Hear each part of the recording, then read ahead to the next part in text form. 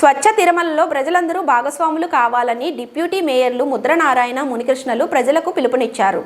తిరుపతి నగరపాలక సంస్థ ఆధ్వర్యంలో శనివారం స్వర్ణాంధ్ర స్వచ్ఛాంధ్ర కార్యక్రమంలో వేర్వేరుగా చెత్త ఇవ్వడంపై సింగాలగుంటలో ప్రజలకు అవగాహన కల్పించారు. అనంతరం నెహ్రూ మున్సిపల్ హైస్కూల్ విద్యార్థులతో కలిసి ర్యాలీ నిర్వహించారు. ఈ సందర్భంగా నగరపాలక సంస్థ డిప్యూటీ మేయర్లు ముద్రనారాయణ ఆర్సి మునికృష్ణలు మాట్లాడుతూ ప్రతి నెల 3వ శనివారం స్వర్ణాంధ్ర స్వచ్ఛాంధ్ర కార్యక్రమంలో భాగంగా నగరంలో పరిశుభ్రత కార్యక్రమాలపై ప్రజలకు అవగాహన కల్పిస్తున్నామని అన్నారు. ఇందులో ప్రజలందరూ భాగస్వాములు అవ్వాలని అన్నారు. ప్రతి ఒక్కరూ తమ ఇల్లు పరిసరాలు కార్యాలయాలు శుభ్రం చేసుకుంటే మన వీధితో పాటు మన నగరం శుభ్రంగా ఉంటుందని అన్నారు.